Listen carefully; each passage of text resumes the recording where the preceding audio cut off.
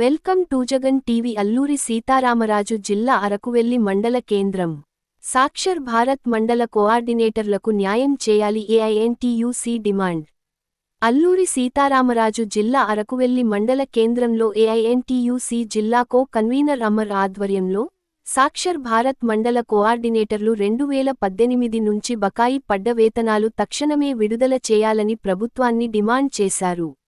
గిరిజన ప్రాంతాల్లో మారుమూల గ్రామాలకు వెళ్లి గిరిజన పిల్లలకు విద్యా వెలుగులు అందించిన కోఆర్డినేటర్లకు వేతనాలు ఇవ్వకపోవడం చాలా అన్యాయం అని పేర్కొన్నారు. రాష్ట్రవ్యాప్తంగా దాదాపు 2000 మంది కోఆర్డినేటర్లు ఉన్నారని, వారిలో చాలా మంది కుటుంబాలు జీవనాధారం కోల్పోయే స్థితిలో ఉన్నారని ఆందోళన వ్యక్తం చేశారు. ఈ ప్రభుత్వమే విద్యకు ప్రాధాన్యత ఇస్తామంటూ చెబుతూనే విద్యా సేవ చేసిన వారిని మర్చిపోవడం దురదృష్టకరమని తెలిపారు.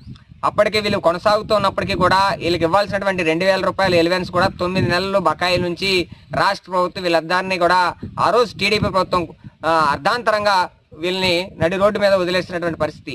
అయితే గతంలో ఉన్నటువంటి ప్రభుత్వం వైఎస్ఆర్సీపీ ప్రభుత్వం వచ్చిన తర్వాత పూర్తిగా వీళ్ళ కోసం ప్రస్తావనే లేదు. దాదాపు ఒక 20,000 మంది విలేజ్ కోఆర్డినేటర్లు ఉన్నారు. ఒక 400 నుంచి 500 మంది మండల కోఆర్డినేటర్స్ ఉన్నారు. వీళ్ళని కూడా వైసీపీ ప్రభుత్వం కనీసం వీళ్ళ వైపు చూడకుండా వాళ్ళ యొక్క పద్ధతుల్లో వాలంటరీ వ్యవస్థను తీసుకొచ్చి ప్రజలకే తమ పథకాలని చేరవేసడంలో క్రియాశీలకంగా పనిచేసింది.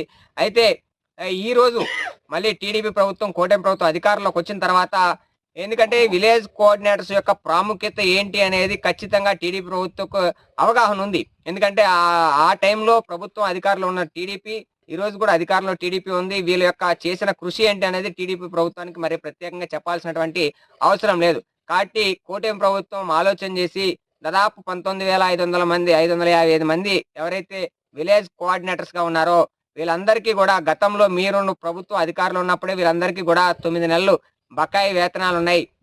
కాబట్టి అవి తక్షణమే 35 కోట్ల రూపాయలు పైబడి బకాయిలు ఉన్నాయి, అవన్నీ చెల్లించాలని, అదే విధంగా వీళ్ళందరినీ బాధ్యతలుగా వీళ్ళని గుర్తించాలని మేము కోరుతా ఉన్నాం. అదేవిధంగా ఇప్పుడు దాదాపు 19,000 20,000 మంది ఈరోజు నిరసనైపోయి ఎటువంటి ఉపాధి లేకుండా వైసీపీ ప్రభుత్వం కూడా పట్టించుకోకుండా వీళ్ళని అర్ధాంతరంగా నడి రోడ్డును వదిలేసినటువంటి పరిస్థితి. కాబట్టి ఈరోజు కూటమి ప్రభుత్వం అధికారంలోకి వచ్చింది కాబట్టి వీళ్ళందరి యొక్క కృషి మీకు ప్రత్యేకంగా చెప్పాల్సినటువంటి అవసరం లేదు. కాబట్టి ఖచ్చితంగా ఈ 20,000 మందిని ఆదుకునే బాధ్యత కూటమి ప్రభుత్వం తీసుకోవాలని కోరుతా ఉన్నాం.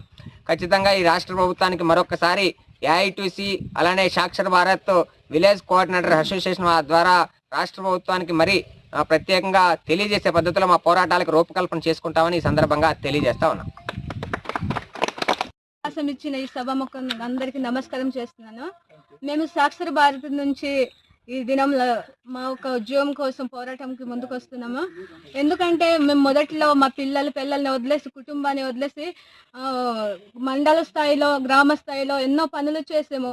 అది ప్రతి ఒక రాజకీయ నాయకులు ఏదో పేరుకు మాత్రం పరిపాలిస్తున్నారు కానీ మా కోసం పట్టించుకోవట్లేదు.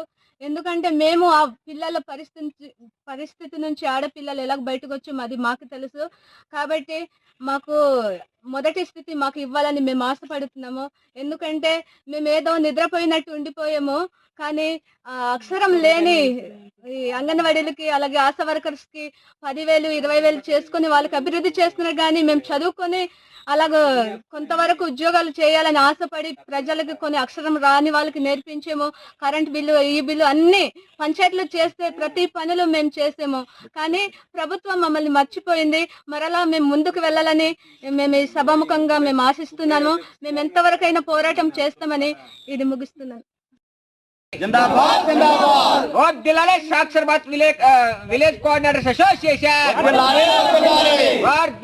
Andhra Pradesh village coordinators association, village coordinators సమస్యలు వెంటనే పరిష్కారం చేయాలి. విలేజ్ కోఆర్డినేటర్స్ తక్షణమే బకాయిలు వెంటనే చెల్లించాలి. రాష్ట్ర ప్రభుత్వం తక్షణమే విలేజ్ కోఆర్డినేటర్ ప్రత్యామ్నాయ ఉద్యోగ అవకాశాలు కల్పించాలి. ఉద్యోగ అవకాశాలు కల్పించాలి. విలేజ్ కోఆర్డినేటర్ కు బకాయి ఉన్న వేతనాలు వెంటనే చెల్లించాలి. విలేజ్ కోఆర్డినేటర్ రక్షణమే రాష్ట్ర ప్రభుత్వం ఆదుకోవాలి. రాష్ట్ర ప్రభుత్వం ప్రత్యామ్నాయ ఉద్యోగ అవకాశాలు కల్పించేంత వరకు పోరాడతాం. విలేజ్ కోఆర్డినేటర్ న్యాయం జరిగేంత వరకు పోరాడతాం. విలేజ్ కోఆర్డినేటర్ ప్రత్యామ్నాయ ఉద్యోగ అవకాశాలు కల్పించే వచ్చేంత వరకు వర్ధిల్లాలి